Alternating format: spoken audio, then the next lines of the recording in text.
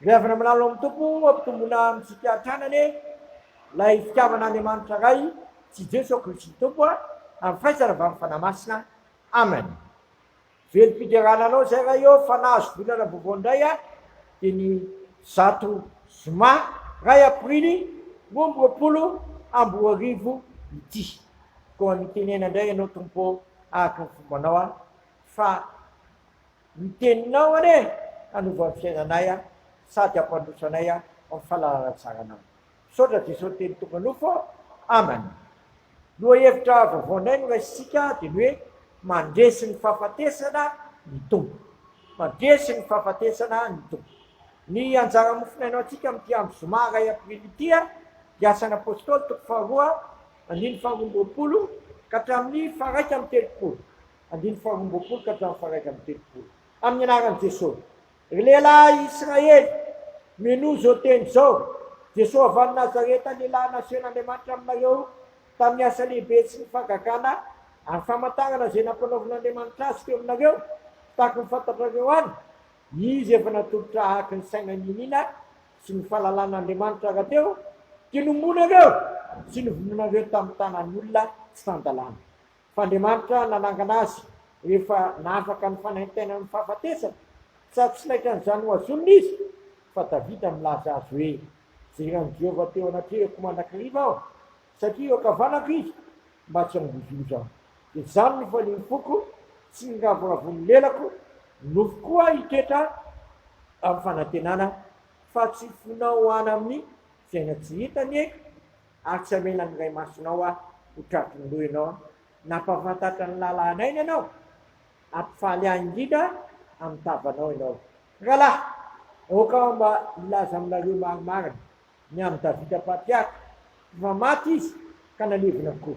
Any fasany eto amintsika mandaka androany. Ary satria mpaminany izy dia nalala fa Andriamanitra efa nanao fiainanana taminy fa zay tereky ny tribony mipetraka ambony seza fiainanana koa nahita rahateo izy dia laza amin'ny fitsanganan'i Kristy fa tsy nafolo hoana amin'ny fiainantsika izy ary nofony tsy tratry ny loha.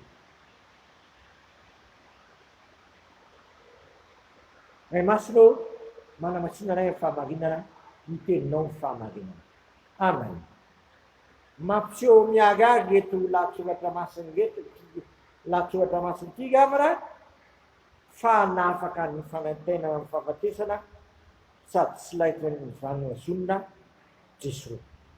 Andriamanitra nainanao an'izany nanangana azy rehefa nafaka ny fanaintaina amin'ny fahafatesana sady tsy laitra zany azonina izy.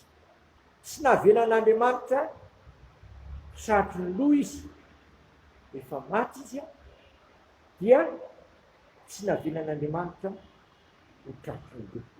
Hitatsika izany tsy fonao any amin'ny fiainantsika neky ary tsy amena ray masonao ho tratry ny loha ianao. Verina indray izany fa tsy nafolo any amin'ny fiainantsika izy ary nofony tsy tratry ny loha. Marina arabaky teny izany satria maty tokoa ny tompo dia naleva. Tonga ny andro maraina ny alahady manakanam-pasana ny vehivavy saika hanosika menaka manitra amin'ny fatin'i Jesosy mily efa foana amin'ny fasana tsy tratra tao am-pasana toy ny Jesosy fa velona Jesosy. Velona ny tompontsika ravana. Nandesy ny fahafatesana izy. Tsy nahazo anazy ny fasana. Tsy nety tratry ny loha izy fa nangana azy ho velona mandrakizay ny tompo. Any amin'ny bokin'ny Apokalipsy dia hoe indro izy efa maty nefa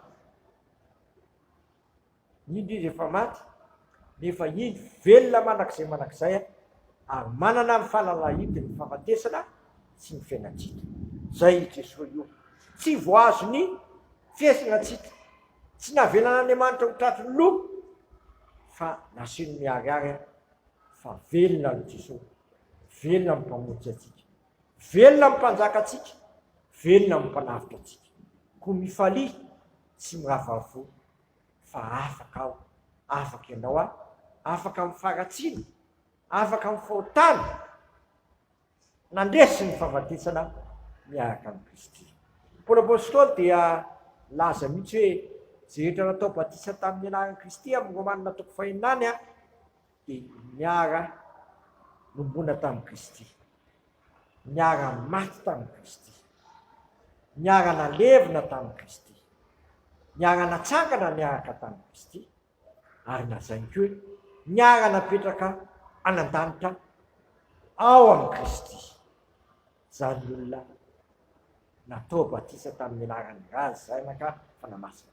Zay efa mibebaka ka nino dia nahazo famelan-keloka ary nahazo fanomezana dia mifanamasina, tonga vita batisa, tonga zanak'Andriamanitra. Ny zanak'Andriamanitra ry havana tsy avelany tratry ny loha pofon'izany Jesosy Kristy tsangako velona. Jesosy Kristy nandresy ny fahafatisany. Jesosy Kristy velona manakizay. Jesosy Kristy velona mpanavitra anao. Amen. Dia raha sy misaotra anao izay raha eo fa velona mpanavitra anay, velona ny mpamonjy anay.